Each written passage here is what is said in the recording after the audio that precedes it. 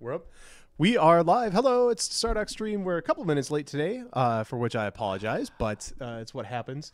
Paul was all excited because he had gotten a game up to a really nice point where things were just starting to heat up in the war, and it was playing real nice. And then he noticed that he hit a bug where his improvements aren't showing up. Well, that's my fault. This is a game actually from a build one after this.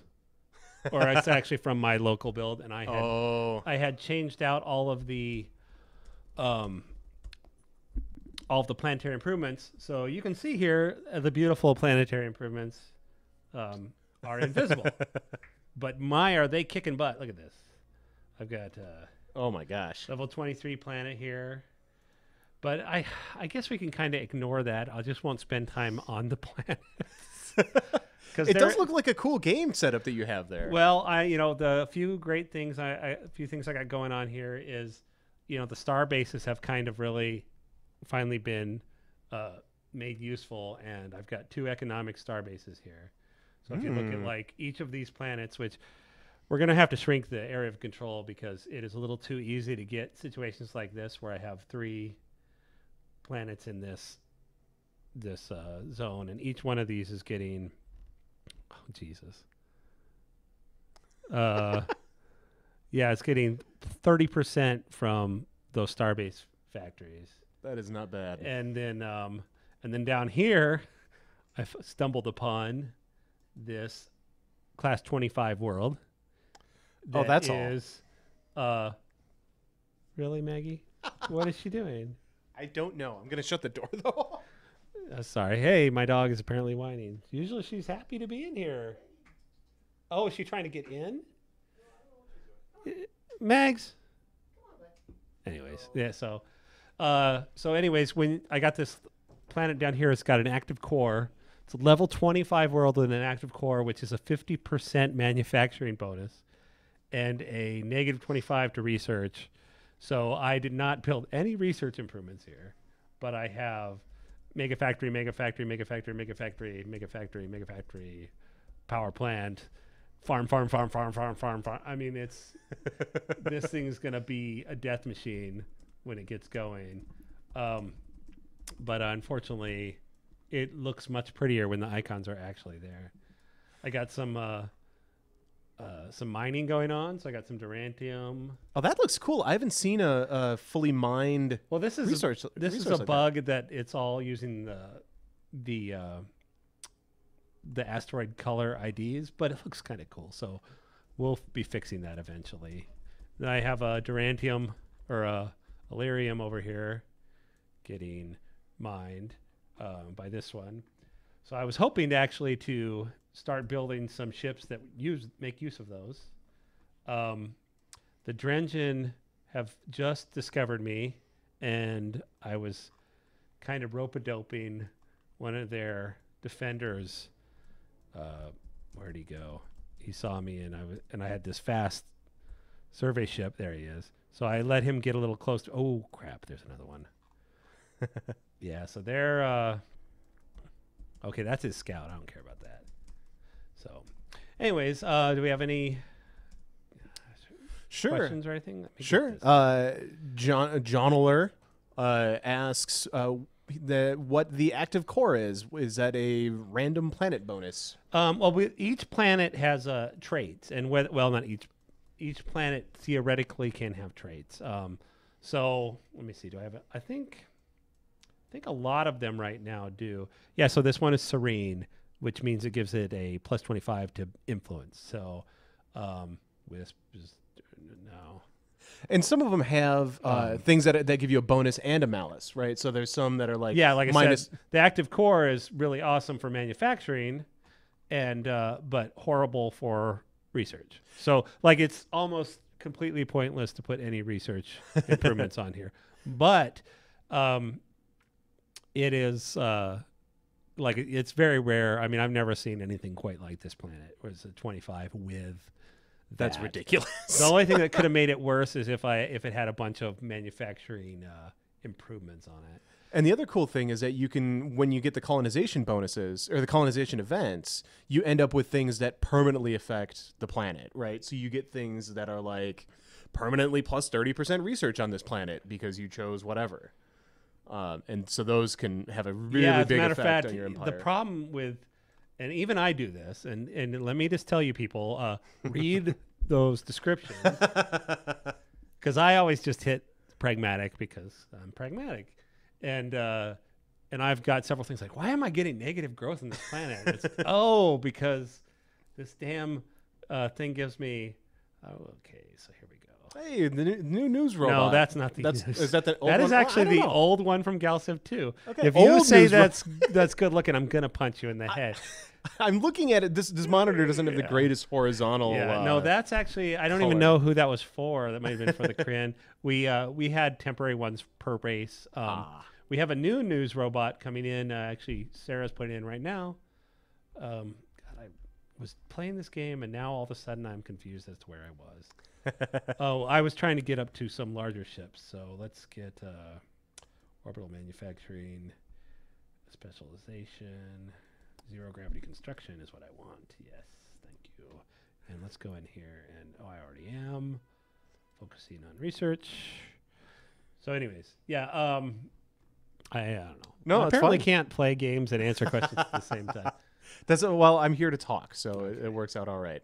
Somebody wanted to know if homeworlds can have random traits and how randomized the homeworlds are. Well, right now, the only thing that's random about the home worlds, and that was kind of on purpose, is the features like this, geothermal spring or ancient wonder. These things, however, I would like to kind of have. I don't know. It's up in the air. I don't know if I want planetary traits on. I think I would actually rather just kind of make that part of faction differentiation in that the Alterian's home world is serene. Boom, you get it. And so it's a free thing.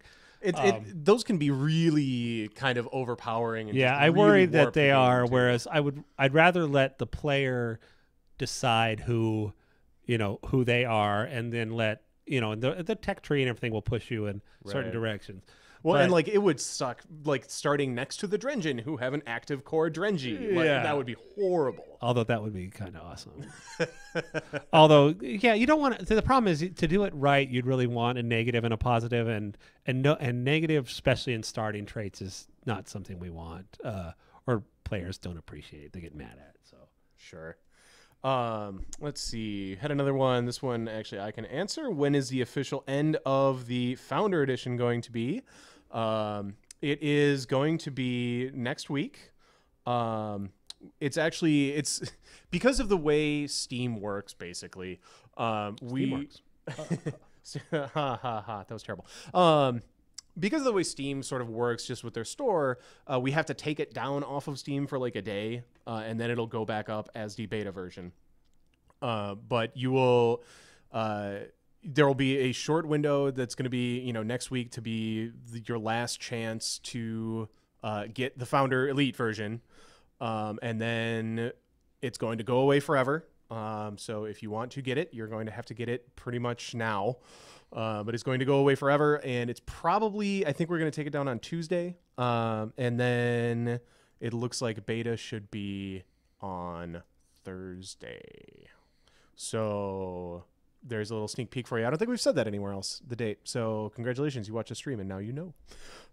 So that's very exciting. We're very excited to get this out into people's hands, obviously. Wait, I don't want to explore with that. I want to kill things. I mean, it's so much better than the alpha. even the alpha 3.1 that you guys have, which was a great step for the game. The beta is so much better. It really is. And there's still so much work to do and places to go and everything, but still. How many Founder star names are there? How many did you expect? Many, and many, many. There are a lot, for sure. Let's see. What else? That was a good one.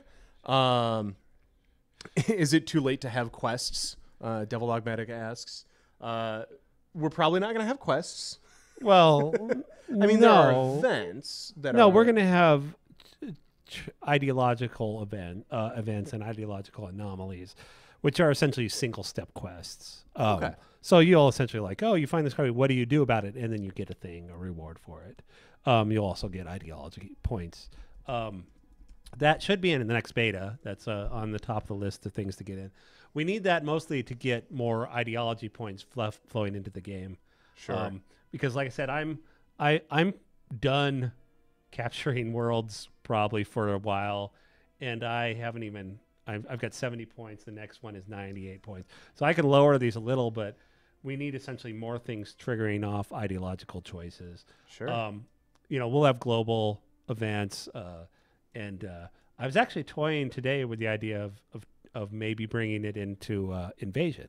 So like you conquer a world, and it's like you get like a conquer event. Yeah, you get a conquer event where you go, these people are willing to work for you, blah, blah, blah. You get plus 20% manufacturing if you use them, or, but lose a tile, or kill them all. They're Drengen, and you lose, so I think that might be fun. It is a little, Derek's first response was, well, it's gameable because you essentially give a person could technically let you capture the planet.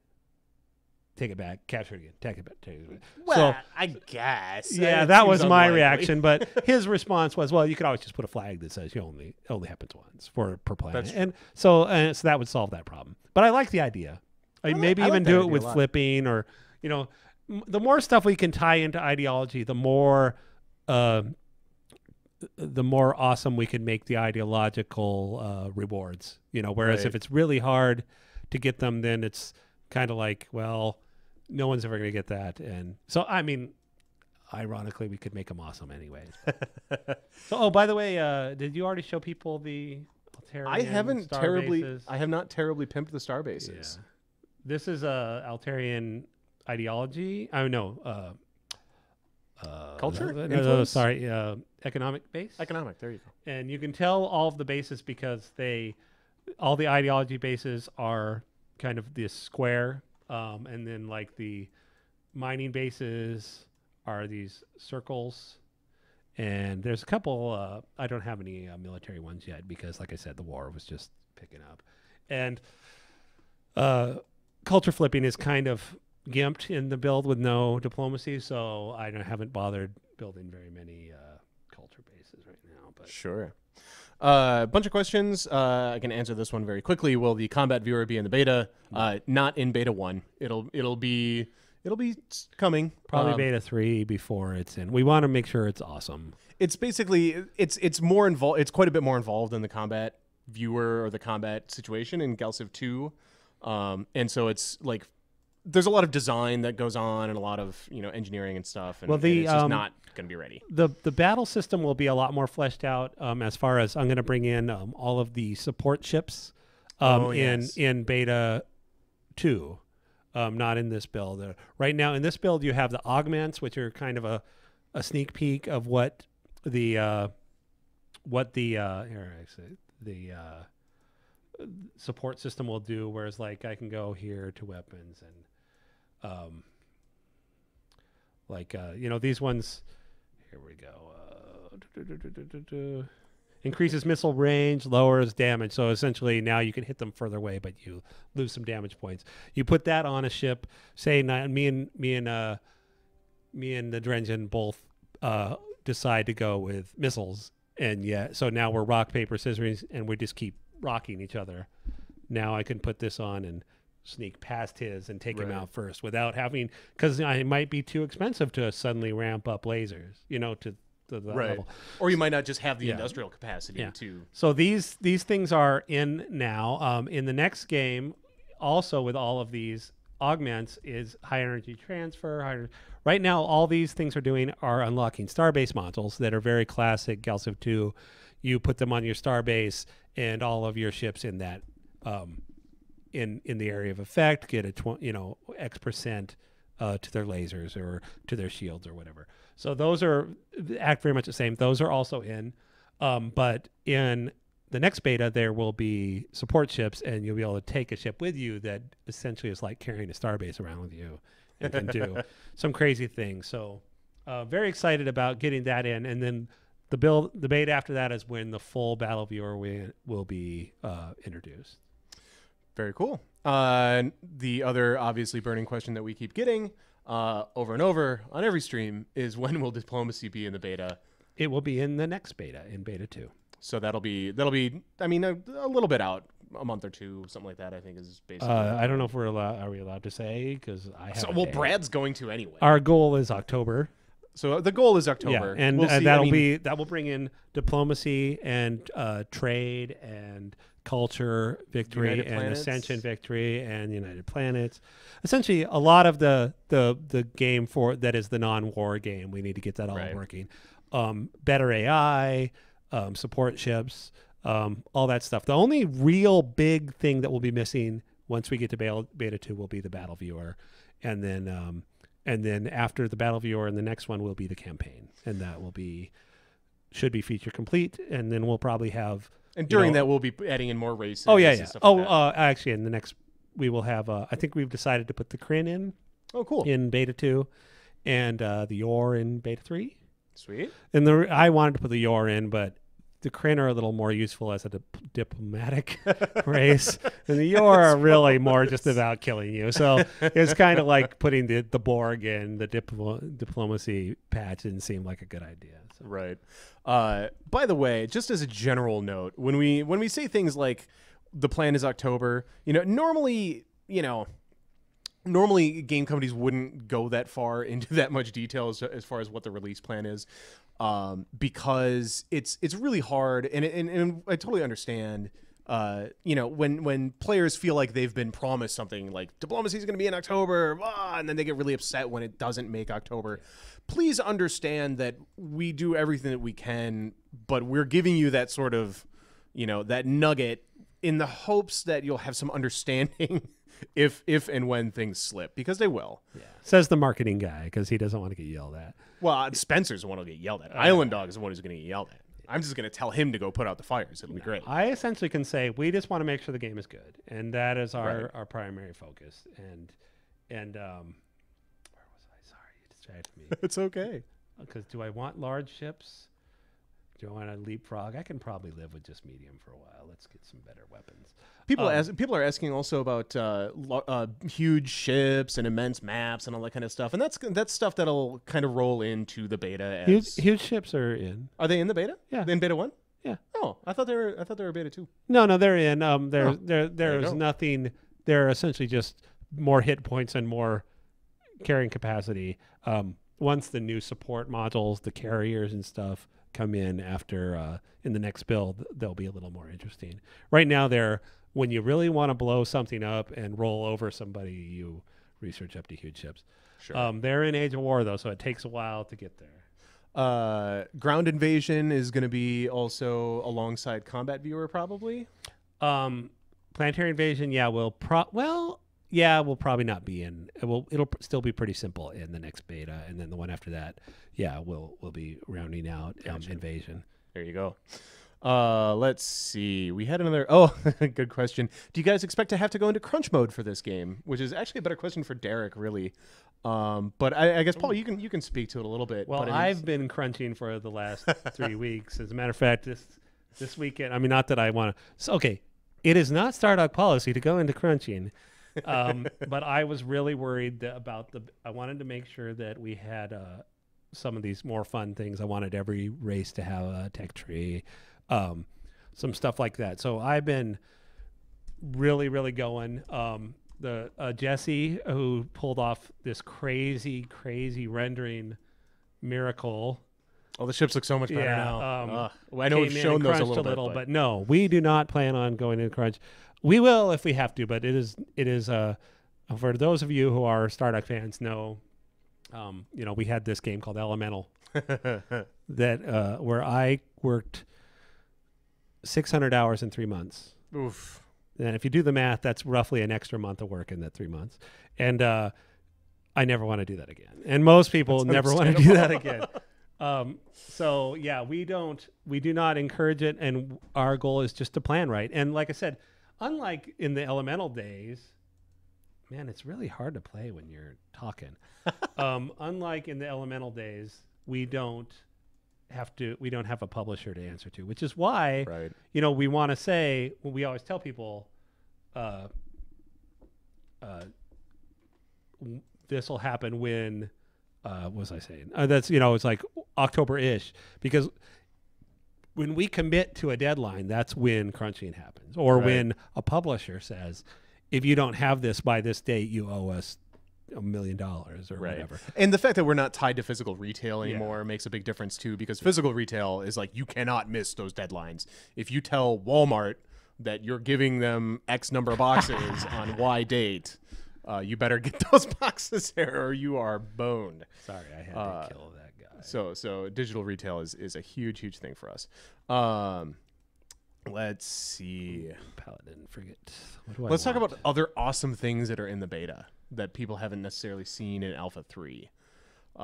Bunch more ships. I love the blueprint design that's in, which is super cool. I think they've already seen that. That was true. in more or less. I mean, it's been Yeah, polished that's up a little. The ships are in. The huge ships are in. The ideology tree has been quite heavily overdone. We are going to redo the screens. Brad really is not happy with the screens, and now he's convinced me that they're horrible. So now I'm going to do that. But the ideology system is in. It's got a lot of impact. Like I said, the only problem, as a matter of fact, by the beta, I'm probably going to nerf the points down so that people can get more of them. And then when more things are giving points, I'll raise the cost back up. So I'm going to probably do that over the weekend, just so that players can experience more of the ideology events. The star bases, like I said, are quite fleshed out now. You can, as a matter of fact, if you don't build economic star bases, you're kind of gimping yourself. Yeah, you're gimping yourself. There As you a matter of fact, they're probably overpowered. You can now build the military ones and do the classic like slingshot particle accelerator across the galaxy with a there's a lot of great stuff with that. God, so much is new. All the ideology trees, Right. I mean all the tech trees, which aren't in the beta, right? Nobody's correct. Well, yeah, they're not I just in the finished alpha. it like a week ago, so yeah, obviously they don't have them. And we talked about that last week a bit, but I mean, we can talk about it again. Well, I mean, essentially, I think what we said last week covered it. Each one, like I said, one of the big things is what age, tech age people get things is a huge difference. The types of bonuses, like here, I think last week I was pointing out. Let's see, the Altarian I'm playing. The Altarians, they have the Xeno mysticism, which is pretty awesome because it gives you the social matrix, which does both research and manufacturing, and you can slap that down between and give adjacency bonuses to both, and that's kind of awesome. It's pretty cool. And then there's the Dark Energy Lab, which is essentially a bigger version of that. That's cool because kind of bridging that gap between those two types of buildings can really help your adjacency game. The slave pit kind of does something similar, except for the slave pit does nothing other than that.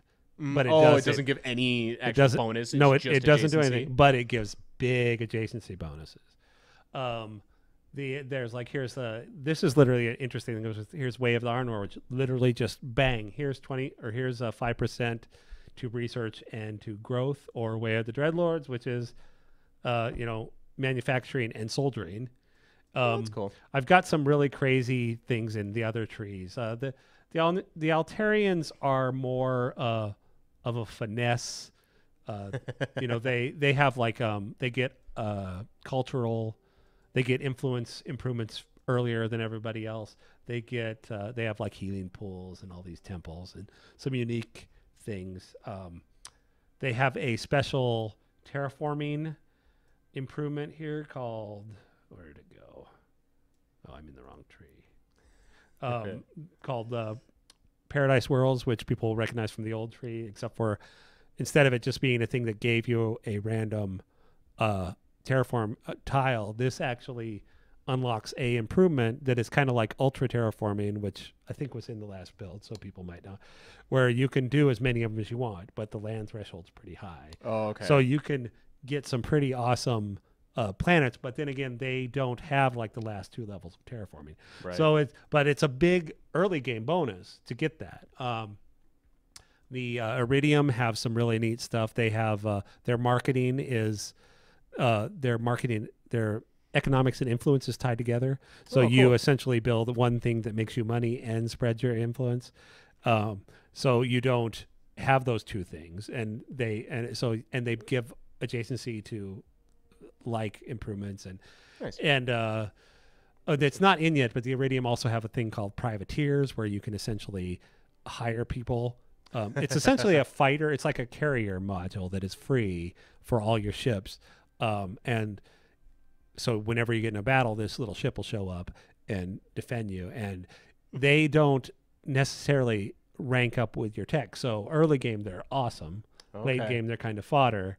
But it's one of those things where I didn't want to make it overpowering. Right. But it's essentially designed around the idea of the Iridium are going to want to spread and turtle and make money, and they just want to be left alone. That's what their kind of mentality is. And then late game, they'll kill you dead. Well, because money can buy ships, it turns out. Oh, and I have a bunch of really fun. I kind of made their whole tree in corporate speak, so they don't have a militarization branch; they have a acquisitions branch, and their R&D, the research and development instead of research, and capital investments instead of manufacturing, and fun things like that. And like there's one thing in the military tree where it's like quality, product quality, which essentially gives all of their weapons plus 5%. Nice. And little fun stuff like that. And these are all bare bones. Once we know what works, we're going to be able to go crazy with these trees. So anybody who plays and feels like they're just rebranded, it's because they kind of are, because I did them all in 4 months, or 4 weeks, but they're going to the amount of nuance we can add to these things, because there are completely individual trees that cross over. You'll be able to trade with each other and everything, but each tech will do something slightly different or completely different depending on how powerful it is, depending on what race you're playing. So sure, that's going to be really fun. We had a great question in the chat. Are we going to keep the map a hex, or are we going to kind of square it? That is the great debate. So what is the person in the chat want? I don't see any people taking any sides in the chat necessarily. I think they want to know what you want. I like the hex. I feel like the hex is sexy and science fiction-y. We were talking about, once the beta's out, doing a poll, because I could go one way or the other. Brad even was like, well, if you're going to go a hex, why don't you go a circle? And a circle might be interesting, but I think if we're going to change it to a non-hex size, we might as well just go to a square. But I don't want to bias the poll, the future poll.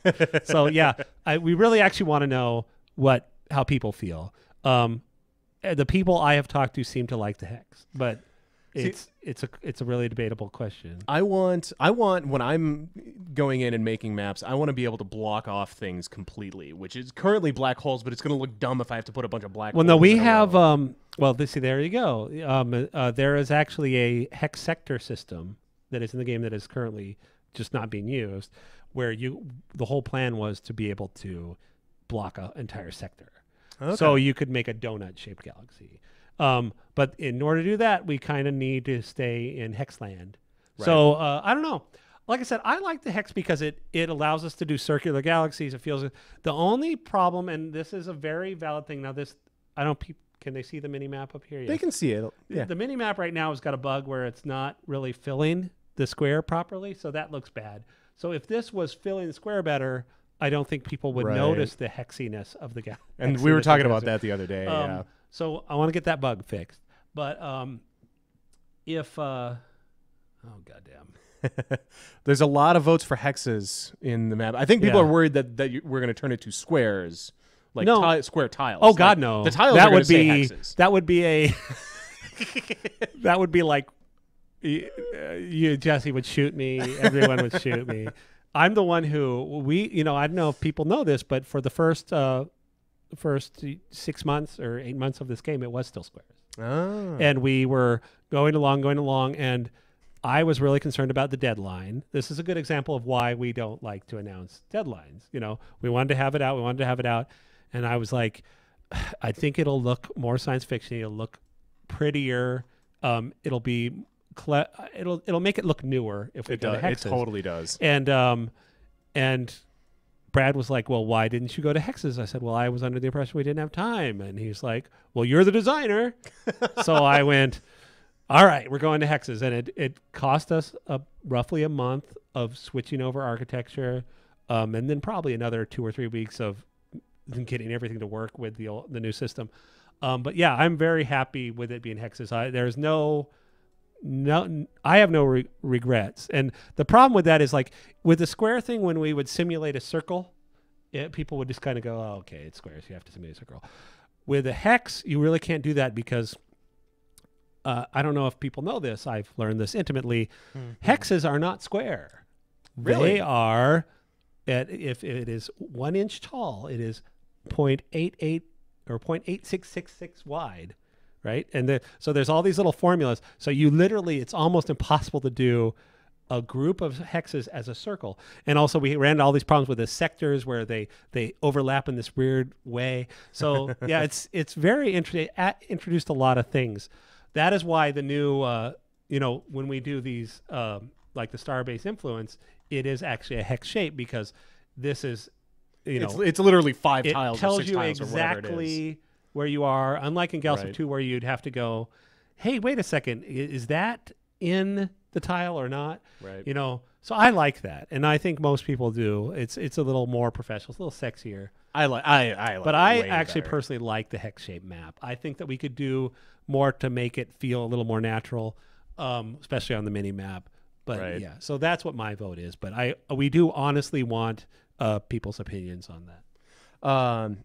Question about having stars rotate in the galaxy and having planets rotate around stars. That's something that has always kind of dogged Galactic to a certain extent. We really just can't do that, because you can't. We actually talked about it at one point, and if it was more of a waypoint based game where you went into a solar system, or if the stars were not physical objects on the planets, where you, like in a lot of games, like in Endless Space, you just click on the star and it shows you a little list of the planets you have, and you can upgrade the planets. Whereas our planets are physically rooted to the map, and having them move, I think people think it would be neat, but I actually think it would be a giant pain in the butt. Because you would target a planet, you'd get there, and it would be on the other side of the planet, and then we're like, well, all you have to do is make the pathfinding smart enough to move it, and it's like, oh my god. Well, and it brings in a lot of AI problems. Yeah, and also honestly, it wouldn't add fun. It would add a 1 second thing of, oh neat, they move. But then again, how do we make them move? Is it every turn they move a little bit? Right. Oh well, what if we're doing a twitch and I haven't hit the turn button in 5 minutes? What's this planet doing? So yeah, we don't. And also, it's like every time you hit turn, everything in the planet has to go, and no. Right.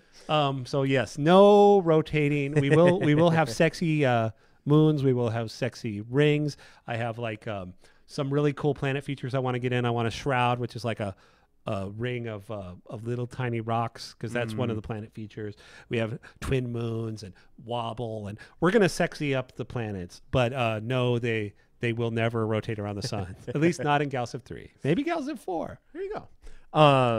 I know the answer to this one. Any chance for racial abilities like an ascendancy? I don't remember ascendancy specifically, but I know that we have great plans for cool racial specials. We actually have, every race will have 2 racial abilities, and that is mostly so that when people are making custom races, they can mix and match.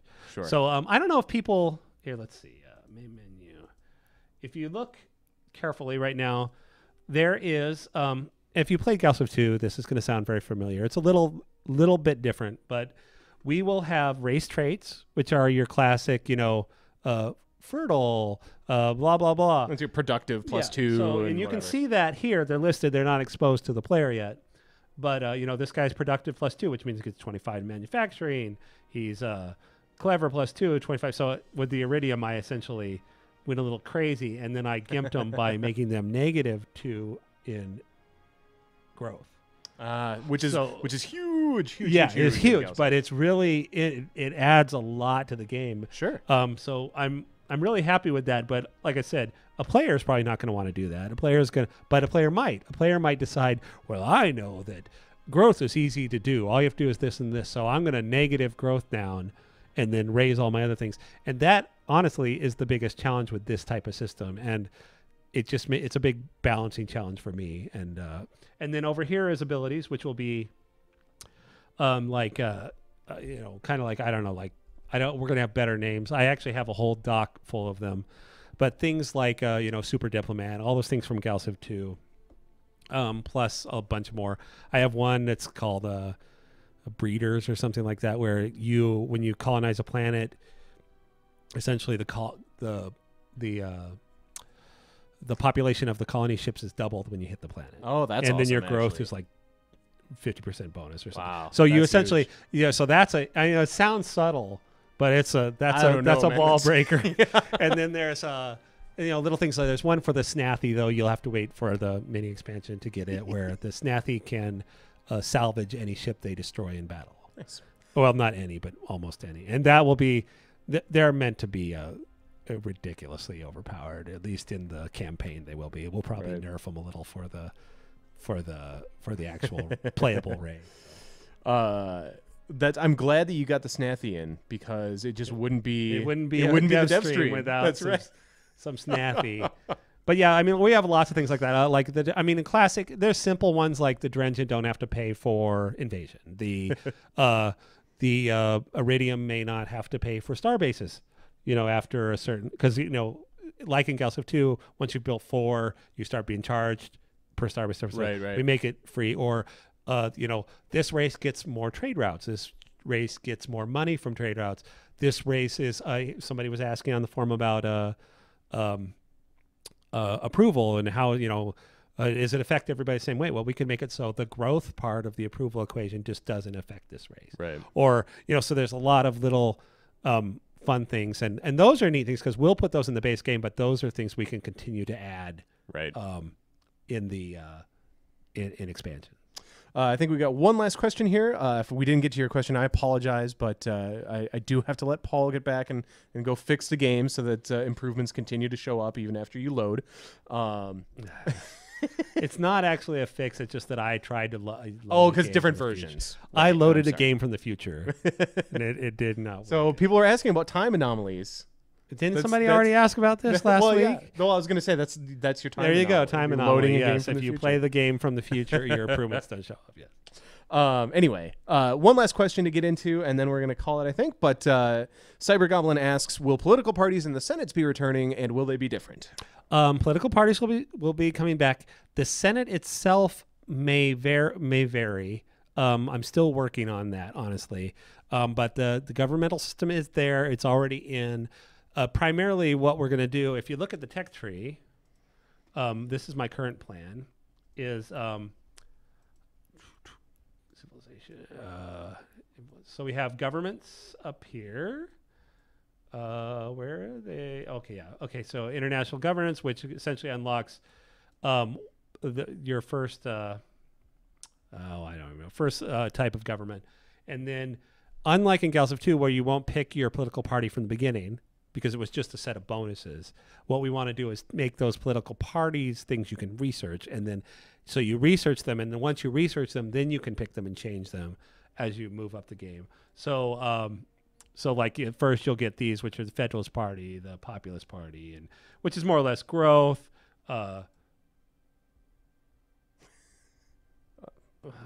Approval? I don't know. Approval, and then you get up here to the political focus, Industrial Party, Mercantile Party, Technologist Party, and guess what those do? Sure. And then the last ones are the War Party and the Pacifist Party, which is like these are essentially like, I really want to go for a social victory. I want to go for a military victory.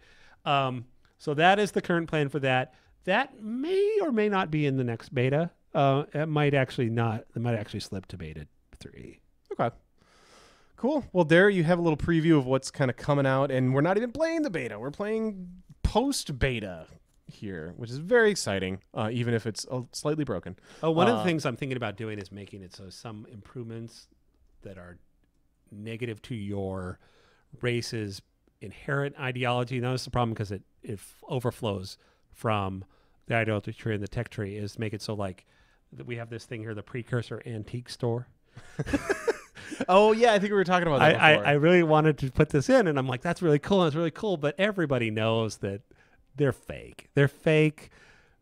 Resource. But so I'm like, well, wouldn't it be funny as if you made every time you built one of these, you got some pragmatic or whatever points. So even though you're playing the Altarians and and I could have a little bit of that. We could have something in the Drengen tree that's really cool, but makes you look like a weakling, and then you get like benevolent points, and so I'm playing with that. These are the types of things that having the multiple tech trees really allows us to do. It's going to be awesome. You'll be pleased to know, Paul, that Scott dropped a screenshot. I assume this is a screenshot of the Snathy from a super early elemental build. That is super awesome. That's in the chat, everybody. I forgot about him. You got to check that out. That's pretty amusing. He's not very snathy. That's Brad's baby. I didn't do that. So anyway. I did, however, do Mr. T or whatever it is. There was like one there was like and it said, "The fool I pity," because he looked like Mr. T. It was like a thug or something like that. Sure. And I made his little tagline said, "The fool I pity." Very nice. Very nice. Well, thank you guys, everybody, for watching. Hope you enjoyed the little sneak peek. Like I said, we will have beta build should be out on Thursday. Yeah, and super exciting. We're really excited to get your hands on it. Now, don't expect it to be done. It's beta. It's still not done. I know in this world where what is that damn game just came out that everybody is technically a beta, but has already had $400 billion. Dota 2 was a beta for like 3 years or something. I was thinking of the Halo one. Destiny. Destiny, yeah. It's not Destiny. But it is going to be awesome. But, this is Stardock. We like to put these things out early, as the founders already know. And we'd rather have you come in early and go, hey, there's stuff missing so that you can contribute rather than hey, here's a game. Put the whole game out and then have to go, oh crap, none of this stuff works because we never let the players test it. So you're in for a wild ride. Enjoy it and keep letting us know how you feel. Yeah, please do post things to the Steam forums and the Stardock forums. We watch them both kind of all the time. So anyway, that's it. That's our stream for today. Happy Friday, everybody. We'll see you next week. Ray, you can kill it. Thank you, sir.